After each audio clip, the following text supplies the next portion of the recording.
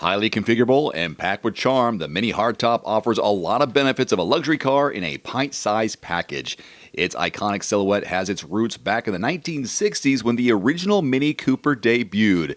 Today's version is still lightweight and fun to drive, while modern driver safety features provide added peace of mind. Some rivals are roomier and more practical, but the Mini's unique styling puts it in a class all by itself. Pros and cons. Well, fun to drive in all its forms, iconic styling inside and out, and many premium features to add. Cons? Well, small cabin limits its versatility, stiffer ride than its competitors, and costly upper trim levels. Beginning MSRP just over $23,000. Today, my friend and fellow YouTuber Connie Peters, based in Canada, who just started her YouTube channel in 2021, so please subscribe. I put a link to her channel in the description below. Gives us a closer look at the electric version, the Cooper SE. Enjoy. Hey guys, it's Connie. Welcome back to my channel. Thank you for being here. Please subscribe. I'm brand new to YouTube.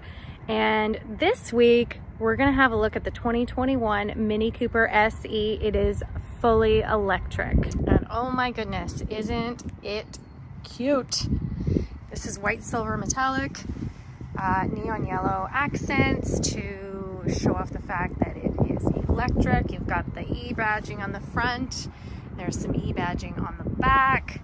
The kind of electric car looking wheels, a black roof, which I love that contrast. You've got your charge port back here. It's stated to get 177 kilometers in range, which I know is not a lot, and I have gotten it to a max of 159.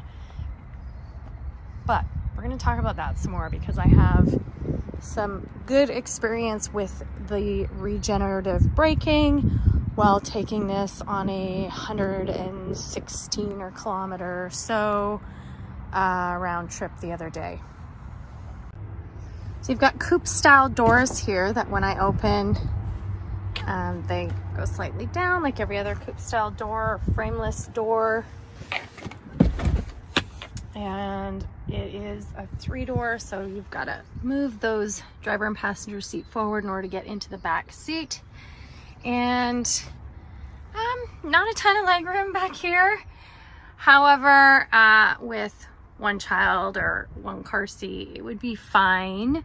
I like how the rear headrests pop down like that. And as I mentioned, ISOFIX or latch for 2 car seats.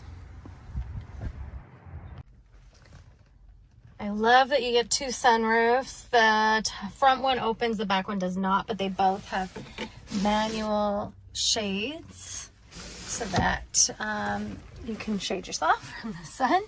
I love the Union Jack details like this, and the headrests, and of course the tail lights. A nice charcoal black leather upgraded interior. This is part of the Premier Plus line. Thigh extenders for those extra tall people. A really great Harman Kardon sound system, which is also part of the upgrade package to the Premier Plus. Some nice accents. I love the round door handles. So mini. Let's talk about this for a second. This is a wireless charging pad, and it is a size adjustable, but my 11 Pro Max does not fit in here. So that's something to note. I like the joystick. It's one of the simple ones where you don't have to do it twice to go from reverse into drive and vice versa. All right, and there's not a lot of space down here. You've got USB and USB-C, tiny little storage space, and 2 cup holders. Let's start it up.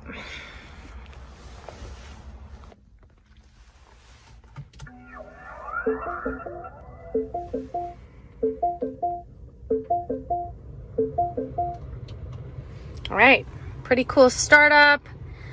Pretty small screen. It does have wireless Apple CarPlay. It just automatically connected to my phone just now. I find it a little bit glitchy though, so I tend to use the USB, which is why I have my USB charger in here.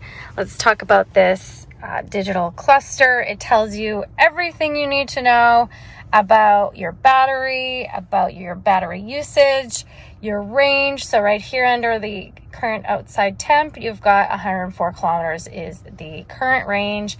My battery is at about, looks like about 70%. And radar, which is great. Radar speed detection. It does have head-up display. I don't know if I'm going to be able to get that on. Yeah, there you go. Speed and radar sign detection is on there as well. So let's talk about this. So this is telling you how much power you're using as you're driving. So if I'm accelerating, this little gauge is going up. And when I'm braking or going downhill or just letting off the accelerator, the little gauge comes down here to charge, because that is regen braking, and that means it is charging your battery. So speaking of what I was going to mention about regen braking and range, I had a 125 kilometer range on here the other day. I had a 116 kilometer round trip. I came home and I still had 59 kilometers left when I got home. And that is because of regen braking and how the car charges the battery while you're driving, if you're braking, slowing down, or going downhill.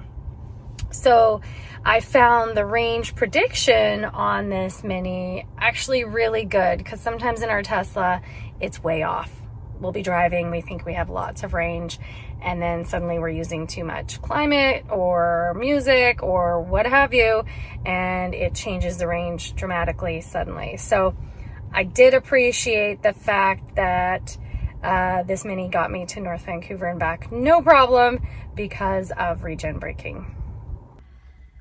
Okay, let's talk about pricing. This Mini Cooper SE fully electric starts at just under 40,000 Canadian and about 37,000 US dollars. This one, as tested, has the Premier Plus line, which includes the leather, the Harman Kardon, the dual sunroofs, the 17-inch wheels, the leather steering wheel, park assist for front and rear, head-up display, navigation. Navigation is something I still want to play with on this car this weekend. And power folding side view mirrors. That Premier Plus line brings up the price to just under 50,000 Canadian and about 38,250 US dollars. I haven't talked about power. So being electric, it is so much fun to drive. If you've never driven an electric vehicle, go take a test drive. Any electric vehicle will do, because you just want to feel the way it feels when you press the accelerator, because EVs have instant torque. It feels amazing. It's a really cool experience. You must drive an electric car. This one is no different. This Mini has 181 horsepower and approximately 199 pound-feet of torque.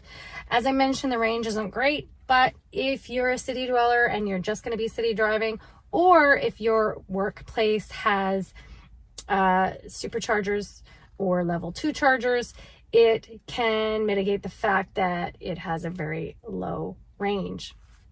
Road trips would be challenging, if not impossible, because even with our 400 kilometer range Tesla, we had to stop twice on a 4-hour road trip last summer.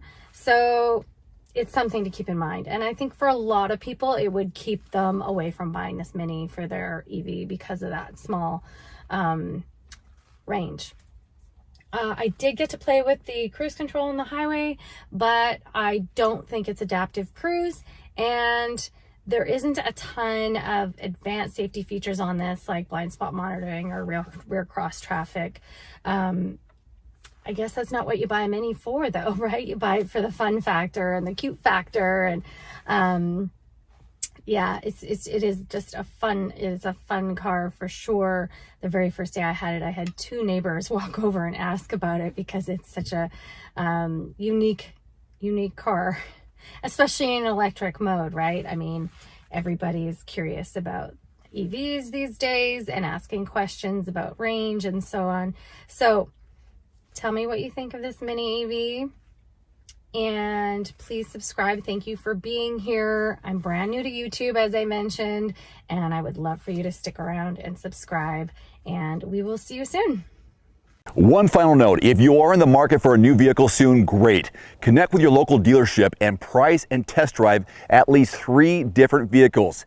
A vehicle's strengths and weaknesses can only be discovered when you are behind the wheel. My reviews can be good, but you need to test drive these yourself. Visit quotes.everymandriver.com, select the make, model, and your zip code, and you'll get invoice pricing in your area on those vehicles. Shop smarter with price quotes at quotes.everymandriver.com. Thanks for watching. Please click subscribe and give us a thumbs up. See you next time.